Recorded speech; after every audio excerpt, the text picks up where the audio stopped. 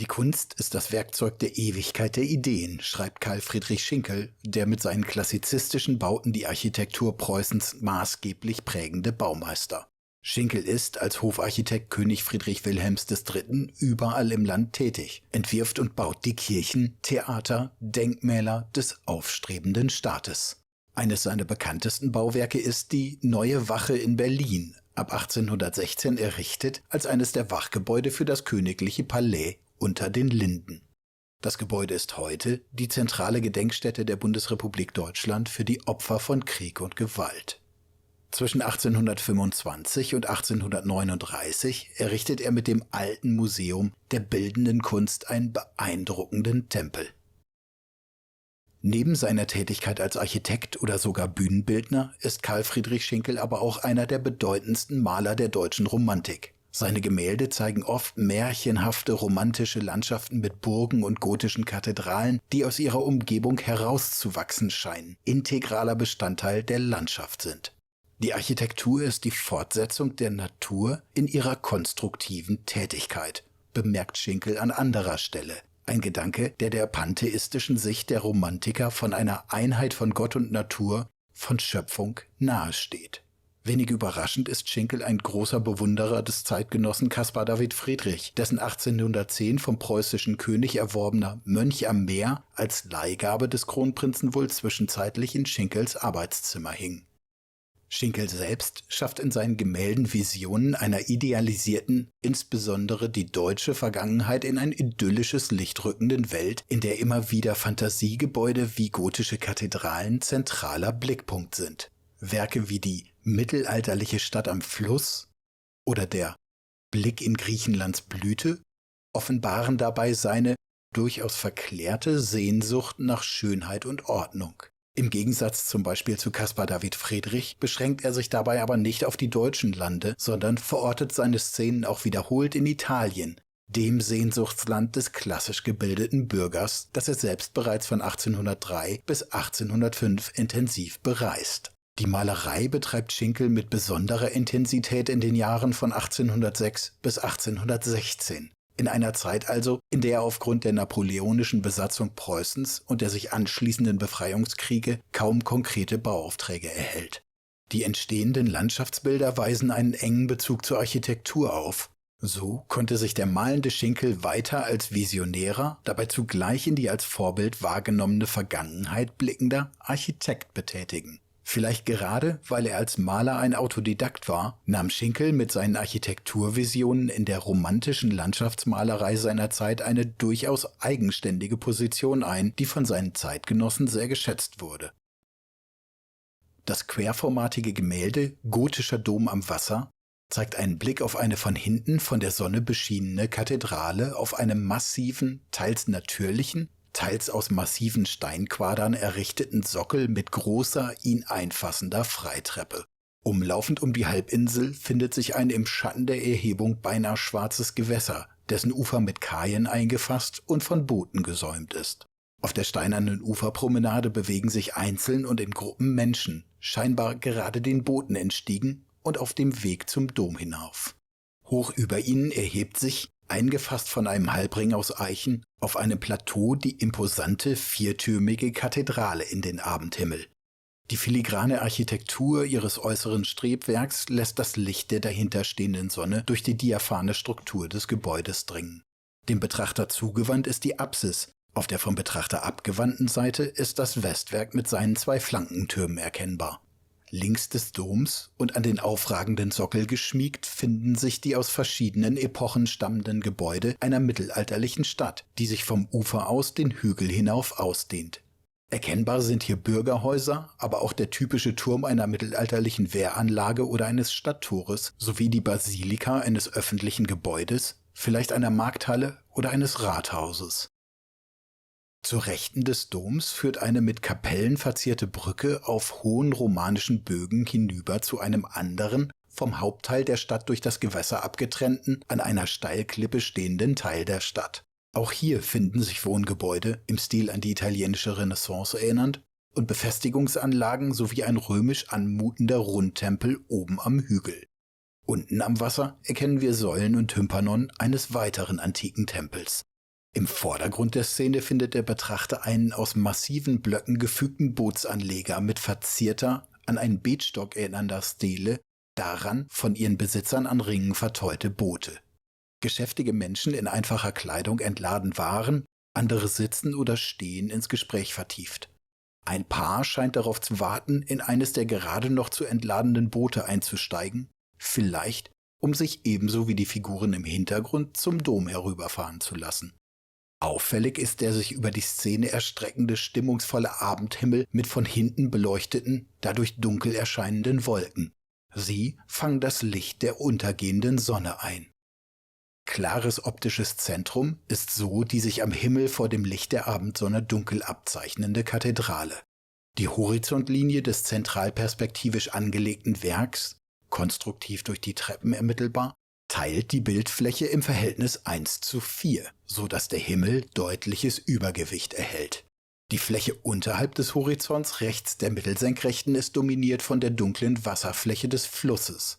Links der Mittelsenkrechten ist diese abermals horizontal geteilt durch die im Kontrast deutlich hellere Fläche des Kais. Schinkel legt die Stadt im Mittelgrund als horizontales, nach unten hin durch den Fluss mit gemauerter Uferlinie und nach oben hin durch die virtuelle Linie der höchsten Giebel eingefasstes Band an. Außer dem Dom durchbrechen lediglich die beiden wehrhaften Türme links und rechts diese obere Begrenzung.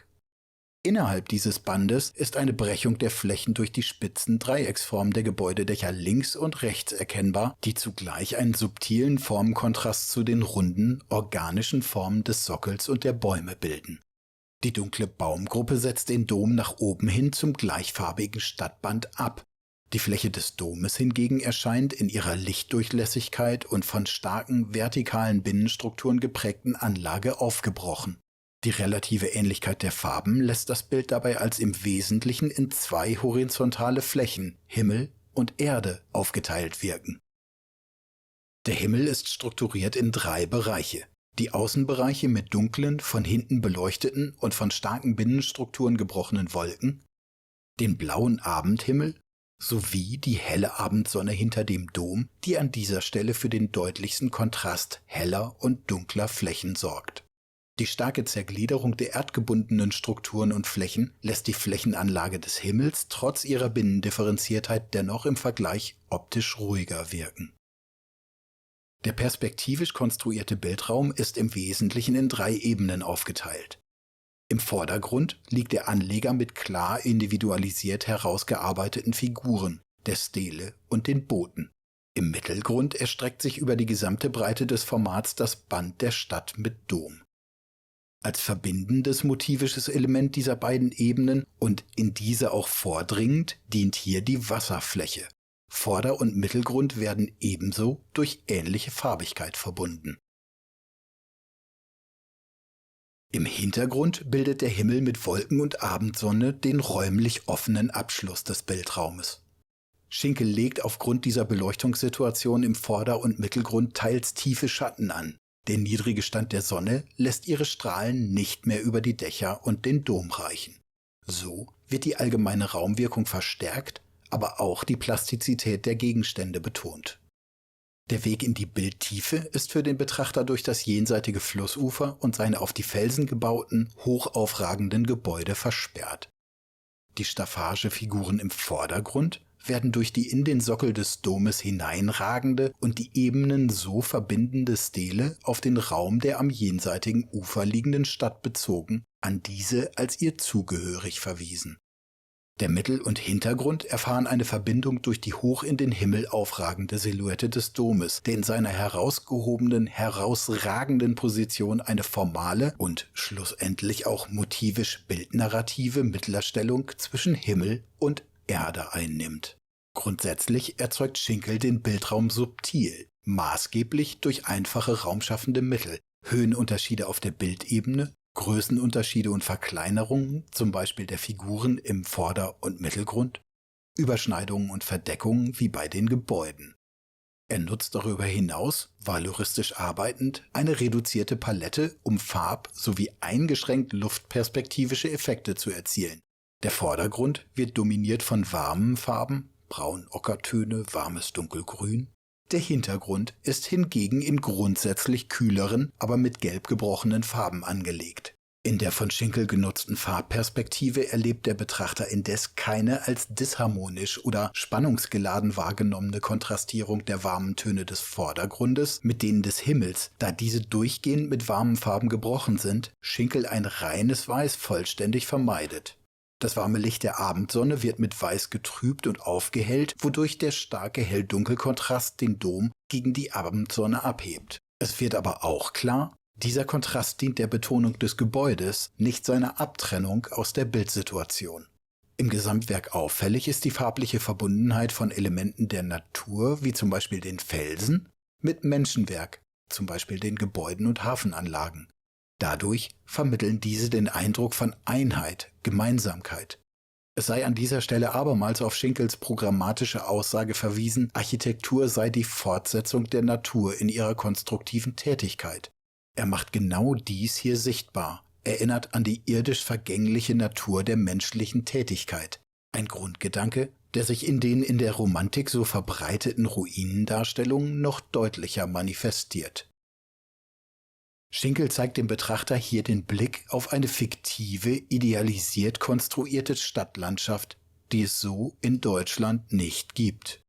Er kombiniert verschiedene regionale und historische Baustile aus allen deutschen Landesteilen zu einer idealtypischen mittelalterlichen Stadt. Auf der rechten Uferseite finden sich jedoch neben italienisch anmutenden Bauwerken auch die antiken Bauformen römischer Tempelbauten. Schinkel vollbringt hier also beinahe wörtlich den Brückenschlag zwischen deutscher und römischer Kultur. Ein Gedanke, der sich in den Italienreisen seiner nach einem klassizistischen Bildungsideal strebenden Zeitgenossen wie Johann Wolfgang von Goethe manifestiert. Die im Bild angelegte Aufteilung in verschiedene Stadtbereiche in der vorderen, der linken und rechten Hälfte ist zugleich lesbar als Verbildlichung des Übergangs. Es finden sich Symbole des Übertretens, Brücke, Fluss und Flussufer, Boote und der Transzendenz des irdischen Vergehens im Fluss der Zeit. Der Sonnenuntergang fungiert als Symbol der Vergänglichkeit und der begrenzten, dahinschwindenden Lebenszeit. Die farbliche Harmonie, Verknüpfung und Vereinheitlichung legen dabei den Gedanken nahe, dass hier irdische Existenz und Jenseits miteinander verknüpft werden, Gott und Göttlichkeit in pantheistischer Sicht in allem gesehen wird.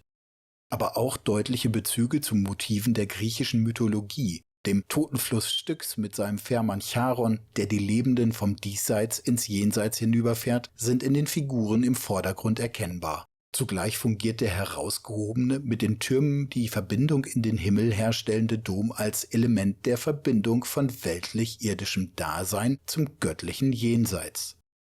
Seit Goethes 1772 erschienenem Werk Von deutscher Baukunst erfuhr die Gotik eine zunehmend positive Bewertung als eben deutsche Architektur. Schinkels idealisierter Dom ist hier also auch Ausdruck des national geprägten Weltbildes der Zeit, das die Romantiker wie Caspar David Friedrich so sehr teilten. Karl Friedrich Schinkels Gotischer Dom am Wasser ist ein Gemälde mit für die Romantik typischer Botschaft der oft als Todessehnsucht gedeuteten Ahnung der Endlichkeit des irdischen Daseins und daran geknüpfter christlicher Heils- und Erlösungserwartung.